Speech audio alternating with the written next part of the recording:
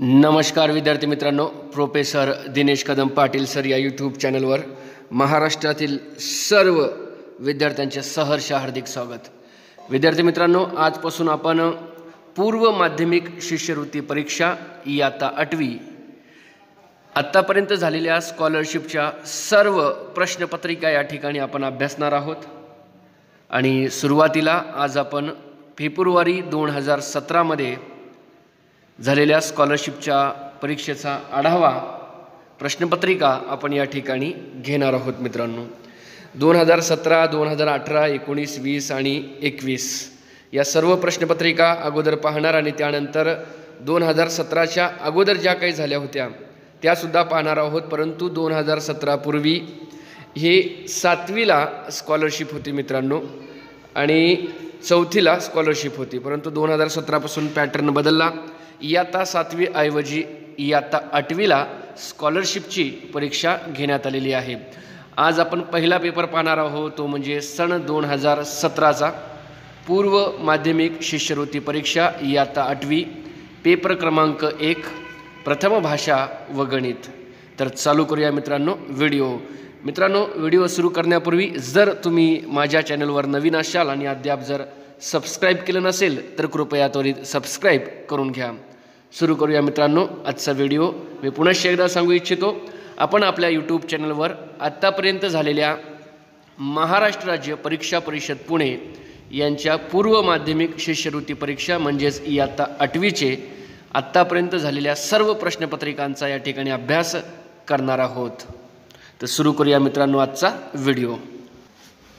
तर मित्रांनो, आपणास माहिती आहे की स्कॉलरशिप इयत्ता 8वीला 25 प्रश्न 50 गुण यासाठी मराठी व्याकरण व शब्दसंग्रह असते। तर बघा, विभाग 1 प्रथम भाषा प्रश्न क्रमांक 1 ते 3 साठी सूचना। खालील उतारा काळजीपूर्वक वाचा व त्यावर आधारित त्याखाली विचारलेल्या प्रश्नांची योग्य उत्तरे पर्यायातून निवडा। तर एक उतारा आहे मित्रांनो आणि यावर गद्य उतारा आहे हा स्पेशली, आणि यावर आधारित तुम्हाला 3 प्रश्न या ठिकाणी द्यावयाचे आहेत त्याची उत्तरे। तर बघा, उतारा काय होता तो पाहूया। तर बघा, स्कॉलरशिपच्या परीक्षेमध्ये माझ्या दृष्टिकोनातून सर्वात अवघड प्रश्न हे गद्य आणि पद्य उतार्यावर असतात मित्रांनो। त्यामध्ये प्रामुख्याने व्याकरण आणि शब्दसंग्रह हे बहुतांश विद्यार्थ्यांना जमते। विद्यार्थी प्रश्न कुठे चुकवतात तर गद्य आणि पद्य उतार्यामध्ये शक्यतो विद्यार्थ्यांचे प्रश्न या ठिकाणी जातात मित्रांनो। तर यासाठी आपल्याला जास्तीत जास्त उतार्यांचा या ठिकाणी सराव करावा लागेल। हाच यावर एकमेव काय आहे पर्याय आहे। तर चालू करूया, उतारा काय म्हणतो। प्रश्न क्रमांक 1 ते 3 साठी हे प्रश्न आहेत।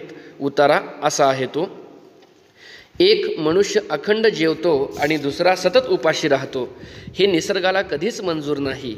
एक मनुष्य दुसऱ्याचा मालक होऊ शकतो, हे सुद्धा मंजूर नाही। प्रत्येक जण स्वयंभू आहे, त्याचं अस्तित्व कुणाच्या दयेवर उभं नाही। एखादं उंच वडाचं झाड केवळ आकारानं सामर्थ्यानं मोठं आहे म्हणून त्याचं मोल जुईच्या फुलापेक्षा जास्त आहे असं नाही। निसर्गाला जाती मंजूर नाहीत, तसाच धर्मही मंजूर नाही। मी तुझ्यापेक्षा पवित्र आहे असं सांगण्याच्या अहमकेने माणसांनीच धर्म निर्माण केले, पंथ निर्माण केले। निसर्गाला कुठला आला आहे धर्म?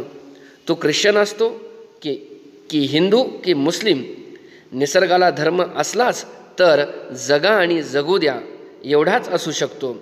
मानवी पवित्राच्या कल्पनेने निसर्ग बंदिस्त नाही, परंतु त्याच्या दृष्टीनं जीवनच पवित्र आहे। माणसांनी या पृथ्वीवर कसं जगावं हे शेवटी माणसांनीच ठरवायचं आहे। तर मित्रांनो, हा होता उतारा। प्रश्न क्रमांक 1 ते 3 यावर विचारलेले आहेत। काय आहेत प्रश्न ते पाहूया। प्रश्न क्रमांक 1: निसर्गाला कोणती गोष्ट मान्य असते? पर्याय क्रमांक 1 धर्म, 2 पंथ, 3 जाती, 4 समानता। निसर्गाला कोणती गोष्ट मान्य असते याचं योग्य उत्तर असेल पर्याय क्रमांक 4 समानता। प्रश्न दुसरा: वरील उतार्यातील आशयावरून असत्य विधान कोणते? पर्याय: प्रत्येक व्यक्तीचे अस्तित्व स्वयंभू आहे। दुसरा पर्याय: निसर्गाने धर्म, जात, पंथ निर्माण केले आहेत। तिसरा: जगा आणि जगू द्या असा निसर्गाचा नियम आहे। चौथा: दुसऱ्यावर अधिकार गाजवू नये असे निसर्गाला अभिप्रेत आहे। तर बघा, वरील उतार्यातील आशयावरून असत्य विधान कोणते? तर याचं योग्य उत्तर असेल पर्याय क्रमांक 2, निसर्गाने धर्म, जात, पंथ निर्माण केले आहेत.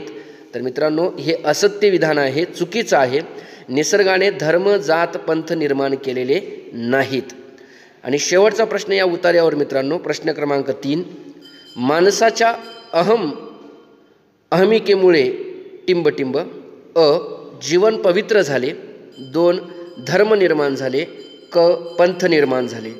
पर्याय क्रमांक 1 ब आणि क बरोबर, पर्याय क्रमांक 2 फक्त अ बरोबर, पर्याय क्रमांक 3 अ आणि क बरोबर, पर्याय क्रमांक 4 फक्त ब बरोबर.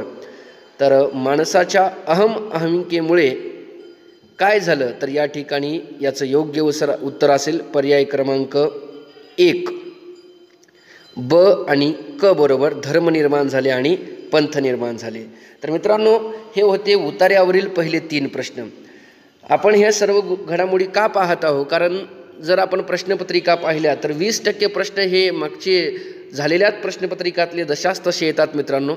आणि अनेक जिल्हा निवड समितीसुद्धा असेल, जसे की पोलीस भरती, तलाठी, ग्रामसेवक यांनासुद्धा मराठीचे स्कॉलरशिपमधले प्रश्न परीक्षा परिषदेचेच बहुतांश रिपीट झालेले आहेत मित्रांनो. पुढे पाहूया. तर बघा मित्रांनो, पुढे प्रश्न क्रमांक 4 ते 6 साठी सूचना. खालील कविता काळजीपूर्वक वाचा व त्यावर आधारित त्या खालील विचारलेल्या प्रश्नाची योग्य उत्तरे पर्यायातून निवडा. तर मित्रांनो, या ठिकाणी 3 प्रश्न आपल्याला गद्य उतार्यावर आलेत आणि 2 प्रश्न हे पद्य उतार्यावर आहेत. म्हणजे 25 प्रश्नांपैकी 5 प्रश्न हे गद्य आणि पद्य उतार्यावर 100% विचारले जातील. आणि मग राहिले बाकीचे 20 प्रश्न. त्या 20 प्रश्नामध्ये आपल्याला मराठी व्याकरण आणि शब्दसंग्रह विचारला जाईल. तर पाहूया प्रश्न क्रमांक 4 ते 6 साठीचा पद्य उतारा काय आहे. हे परमात्मा जेथे न शिवे भीती मनाला काही, डोळे करुनी वर चाला या शंका वाटत नाही. जेथे असती मार्ग मोकळे ज्ञानाच्या प्राप्तीचे, संकोचाने तुकडे तुकडे झाले नच जनतेचे. शुद्ध अशा त्या सत्या वाचुनी शब्दने जेथे वाया, हात पसरितो उद्यम संतत पूर्णतेस मिळवाया. मृत रूढीच्या भयान पुलुनी पाऊनिया लोपला, प्रज्ञेचा तो निर्झर निर्मळ लुप्त प्राय न झाला. कृपा प्रेरणा तुझीच कारण, ज्या आचारा विचारा, होऊनी तद विस्तार मनाच्या प्रगतीस मिळतो थारा. प्रभो अशा त्या स्वतंत्रतेच्या स्वर्गा माझी ताता, हो माझा देश निरंतर जागृत सत्वर आता. तर मित्रांनो, या ठिकाणी देशभक्तीपर हे पद्यरचना होती. यावर 2 प्रश्न. प्रश्न क्रमांक 4 काय सांगतो बघा. कवितेच्या आशयानुसार स्वातंत्र्याचा कोणता फायदा सांगितला आहे? पर्याय क्रमांक 1 सर्व वाटा स्वच्छ होणार आहेत, 2 विद्यार्जनाचे मार्ग मोकळे होणार आहेत, 3 माणसातील भेद दूर होणार आहेत आणि 4 ईश्वर प्राप्ती सहज होणार आहे. तर याचं योग्य उत्तर असेल मित्रांनो प्रश्न क्रमांक 4चं पर्याय क्रमांक 2 विद्यार्जनाचे मार्ग मोकळे होणार आहेत, हे काय असेल योग्य उत्तर असेल. प्रश्न क्रमांक 5 कवितेत कशाच्या मदतीची अपेक्षा केली आहे? पर्याय क्रमांक 1 जगताना आधार मिळावा, 2 सहज ज्ञान मिळावे, 3 सतत उद्योग मिळावा, 4 फिरण्याचे स्वातंत्र्य मिळावे. याचं योग्य उत्तर असेल मित्रांनो पर्याय क्रमांक 3 सतत उद्योग मिळावा. कवितेत कशाच्या मदतीची अपेक्षा केली आहे? तर सतत उद्योग मिळावा याची. प्रश्न क्रमांक 6 कवितेतील वर्णानुसार चुकीचे विधान कोणते?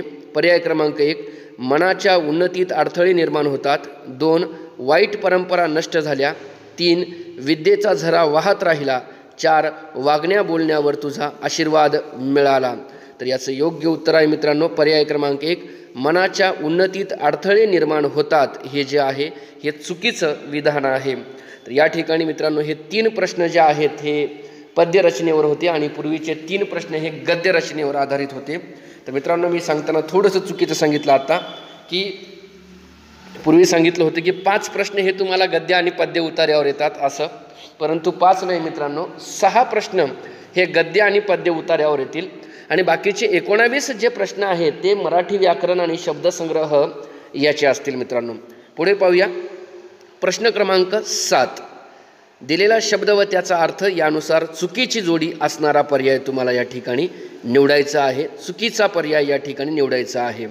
दिलेला शब्द व त्याचा अर्थ यानुसार चुकीची जोडी या ठिकाणी ओळखा.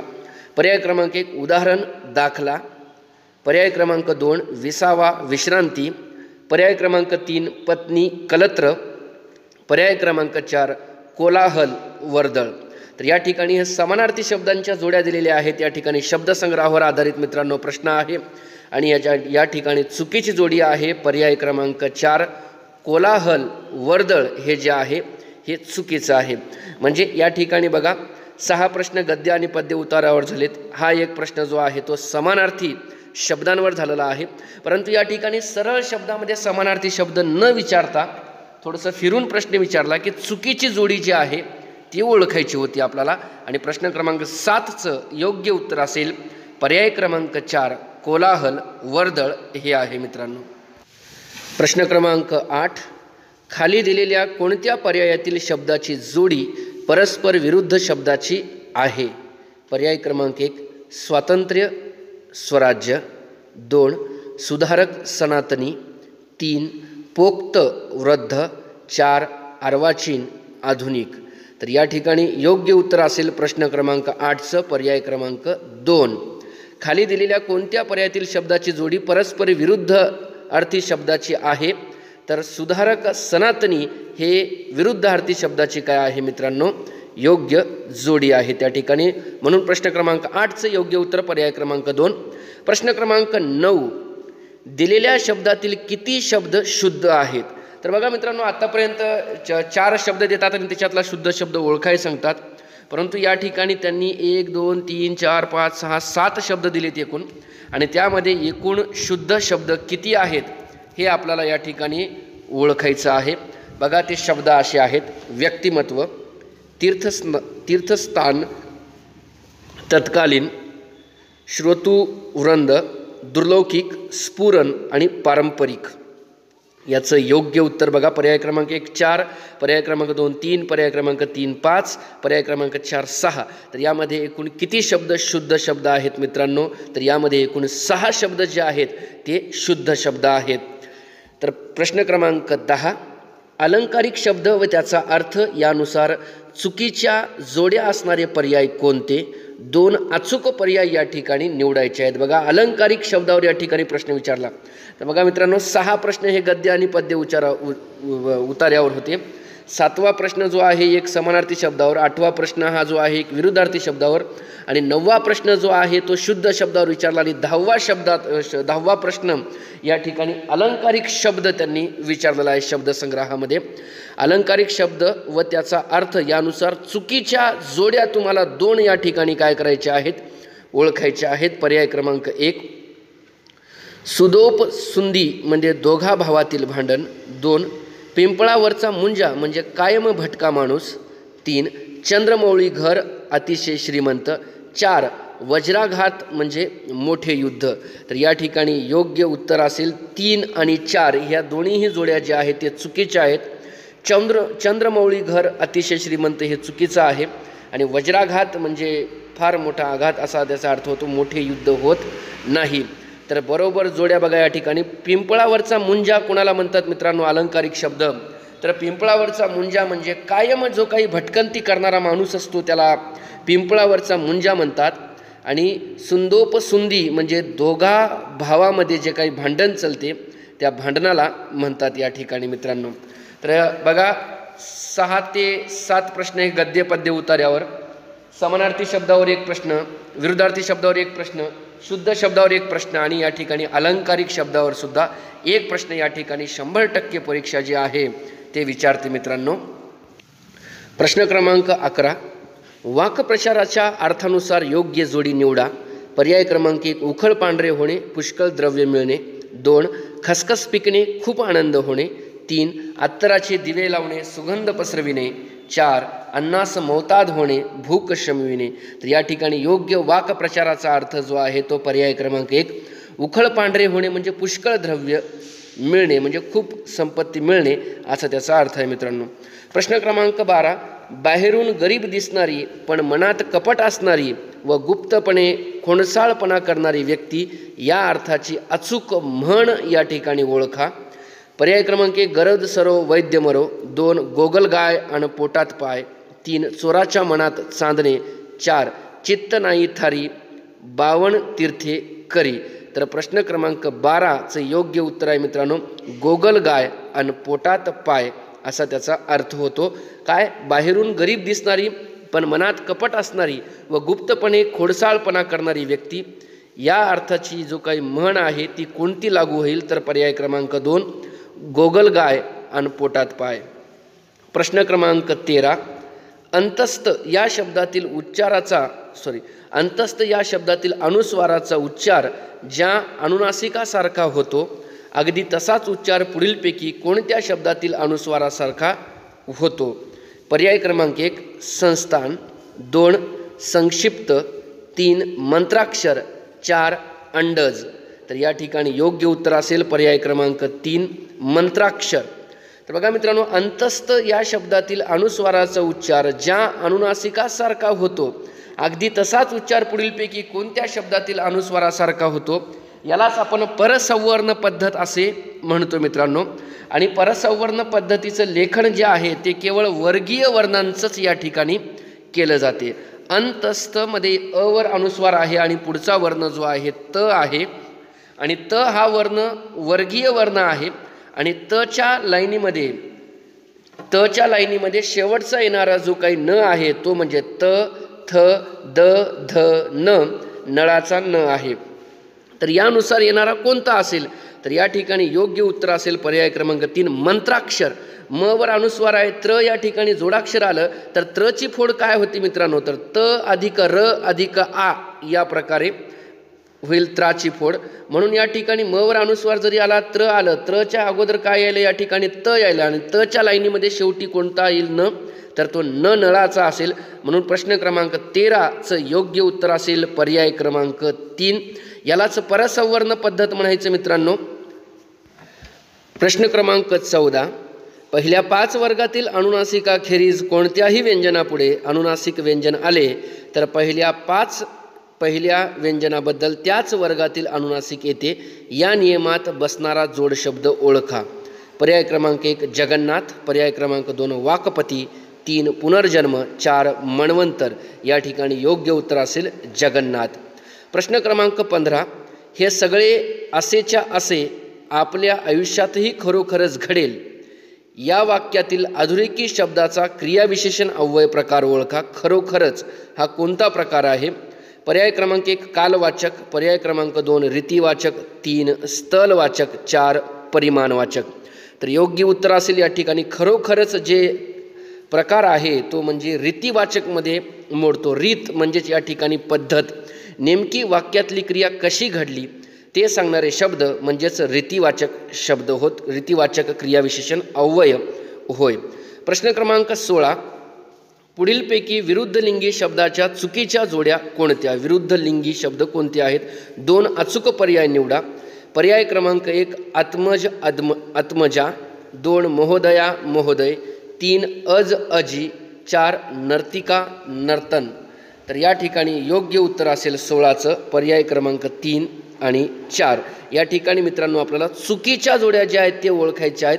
अज अजी हे चुकीचे आहे. नर्तिका नर्तन हे चुकीचं आहे. बरोबर जोड्या आत्मज आत्मजा महोदय महोदया ह्या 2 पहिल्या जोड्या ज्या आहेत ते बरोबर आहेत. आणि 3 आणि 4 ह्या ज्या जोड्या आहेत त्या काय आहेत? चुकीच्या आहेत. या ठिकाणी लिंग विचारावर या ठिकाणी हा प्रश्न विचारण्यात आलेला आहे मित्रांनो. बघा 17च्या परीक्षेमध्ये 6 प्रश्न गद्य आणि पद्य उतार्यावर, 1 प्रश्न समानार्थी शब्द, 1 प्रश्न विरुद्धार्थी शब्द, 1 प्रश्न वाक्प्रचार, 1 प्रश्न म्हणी, 2 प्रश्न वर्णमालेवर विचारण्यात आले आणि 1 प्रश्न जे आहे मित्रांनो या ठिकाणी क्रियाविशेषण अव्यय शब्दांच्या जातीवर आणि 1 प्रश्न या ठिकाणी लिंग विकार लिंग विचारावर विचारण्यात आलेला आहे. पुढे पाहूया मित्रांनो. प्रश्न क्रमांक 17 परिकथा या शब्दाचे योग्य सामान्य रूप कोणते? पर्याय क्रमांक 1 परिकथा. पर्याय क्रमांक 2 परिकथे. पर्याय क्रमांक 3 परिकथे, पर्याय क्रमांक 4 परिकथा. तर 17चं या ठिकाणी योग्य उत्तर आहे पर्याय क्रमांक 3 परिकथे. तर बघा दुसरा आणि तिसरा पर्याय सारखाच आहे, परंतु या ठिकाणी दुसऱ्या पर्यायामध्ये जे री आहे ते दीर्घ आलेली आहे, त्यामुळं ते चुकीचं आहे. या ठिकाणी परिकथा या शब्दाचे सामान्य रूप होताना या ठिकाणी री जी आहे ती रस्व असेल, त्यामुळे योग्य उत्तर असेल पर्याय क्रमांक 3 परिकथे. प्रश्न क्रमांक 18 हा प्रयोगावर आधारित आहे. वेल मांडवावर विस्तारली या वाक्याचा प्रयोग ओळखा. पर्याय सकर्मक कर्तरी, अकर्मक कर्तरी, आकर्मक भावे, कर्मणी. वेल मांडवावर विस्तारली प्रयोग ओळखायचा आहे. तर बघा या ठिकाणी विस्तारणारी वेल हे काय असेल, वाक्यातला कर्ता असेल. तर या ठिकाणी कर्ता आहे, पण कर्त्याला प्रत्यय आहे का? कर्त्याला प्रत्यय नाही, त्यामुळं डेफिनेटली हा कुठला तरी कर्तरी प्रयोग असेल. मग आता कर्तरी प्रयोग आहे हे आपल्या लक्षात आल्याच्या नंतर मित्रांनो, तर या ठिकाणी बघा वाक्यामध्ये कर्म असेल तर तो सकर्मक कर्तरी, कर्म नसेल तर अकर्मक कर्तरी. वेल मांडवावर विस्तारली, विस्तारणारी वेल, विस्तारण्याची क्रिया ही वेलेवरच आहे. आणि म्हणजे वाक्यातली क्रिया जर कर्त्यावरच घडत असेल, कर्त्यापासून क्रिया पुढे जात नसेल, त्यावेळी ते विधान काय असेल? आकर्मक विधान असेल. आणि या ठिकाणी विधान आकर्मक आहे, कर्त्याला प्रत्यय नाही, त्यामुळे याचं योग्य उत्तर असेल पर्याय क्रमांक 2 आकर्मक कर्तरी प्रयोग. 18चं योग्य उत्तर असेल पर्याय क्रमांक 2 आकर्मक कर्तरी प्रयोग. त्यानंतर बघा प्रश्न क्रमांक 19 उत्कृष्ट सचित्र पुस्तक आपल्या संग्रही ठेवले तर किमान भारतीय नाण्यापुरते आपले ज्ञान वाढेल. या वाक्याचा प्रकार ओळखा. पर्याय केवल वाक्य, 2 संयुक्त वाक्य, 3 उद्गारार्थी वाक्य, 4 मिश्र वाक्य. तर या ठिकाणी योग्य उत्तर असेल मित्रांनो मिश्र वाक्य हे योग्य उत्तर आहे. का? कारण या ठिकाणी तर जे आहे ते या ठिकाणी वाक्यामध्ये वापरलेलं आहे. आणि उत्कृष्ट सचित्र पुस्तक आपल्या संग्रही ठेवले तर म्हणते, अट टाकलेली आहे या ठिकाणी. आणि अट दर्शवणारी वाक्य जी असतात ती कोणत्या प्रकारामध्ये मोडतात? तर ती कॉम्प्लेक्स सेंटेन्समध्ये मोडतात, ती मिश्र वाक्यामध्ये मोडतात. त्यामुळे याचं योग्य उत्तर असेल पर्याय क्रमांक 4 मिश्र वाक्य. पुढे पाहूया प्रश्न क्रमांक 20 उत्कट भावना व्यक्त करताना ती दाखविणाऱ्या शब्दाच्या शेवटी कोणते विरामचिन्ह वापरतात? पर्याय क्रमांक 1 उद्गार चिन्ह, 2 प्रश्नचिन्ह, 3 अपूर्ण विराम, 4 पूर्णविराम. एकदम सोपा प्रश्न या ठिकाणी मित्रांनो. 20चं या ठिकाणी योग्य उत्तर असेल उद्गार चिन्ह. प्रश्न क्रमांक 21 आजोबांनी वर्तमानपत्रातल्या सर्व बातम्या वाचून काढल्या. या वाक्यातील क्रियापदाचा अर्थ ओळखा. पर्याय क्रमांक 1 विद्यार्थ, 2 आज्ञार्थ, 3 स्वार्थ, 4 संकेतार्थ. तर या ठिकाणी योग्य उत्तर असेल मित्रांनो स्वार्थ. बघा क्रियापदाच्या अर्थावरून 4 प्रकार पडतात: स्वार्थ, आज्ञार्थ, विद्यार्थ, संकेतार्थ. तर स्वार्थ जे वाक्य असते ते काळाशी रिलेटेड येते मित्रांनो, वर्तमान काळ, भूतकाळ, भविष्यकाळ. तर या ठिकाणी वाचून काढल्या म्हणजे या ठिकाणी जो आहे तो भूतकाळ दर्शवलेला आहे, म्हणून या ठिकाणी तो स्वार्थमध्ये मोडेल. विद्यार्थमध्ये बघा क्रियापदाच्या शेवटी वावी वेव्या लागलेला असते. आज्ञार्थमध्ये आज्ञा दिलेली असते कुठले तरी. आणि संकेतार्थमध्ये मित्रांनो कोणती तरी अट या ठिकाणी दर्शवलेली असते, संकेत दर्शवलेला असतो. प्रश्न क्रमांक 22 समासाच्या वैशिष्ट्यानुसार अयोग्य विधान कोणते? चुकीचं विधान या ठिकाणी ओळखायचं आहे.